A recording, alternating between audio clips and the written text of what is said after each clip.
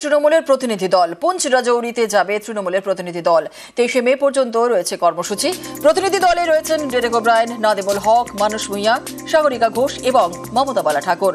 আজ শ্রীনগর, উড়ি, বারামুলা, পেহেলগাঁওয়ের ক্ষতিগ্রস্তদের সঙ্গে দেখাও করবেন আর তারপর যাবেন জম্মুর পুঞ্চ ও রাজৌরিতে। আমরা 5 জনের প্রতিনিধি দল আমরা এসেছি সীমান্তবর্তী গ্রামগুলিতে।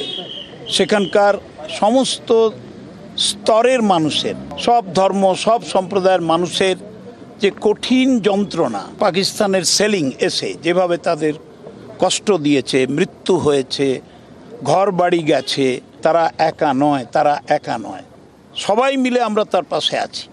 এই সহানুভূতিকে, এই ভালোবাসাকে, এই শুভেচ্ছাকে আমরা তাদের কাছে পৌঁছে দিতে চাই।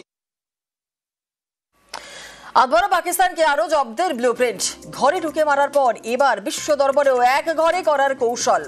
বিশ্বের কাছে পাক জঙ্গি যোগ প্রমাণে তৎপরতা। 10 দিনের সফরে ভারতের প্রতিনিধিরা 5 দেশে গিয়ে পাক জব্দের প্রয়োজনীয়তা বোঝাবে দিল্লির এই টিম।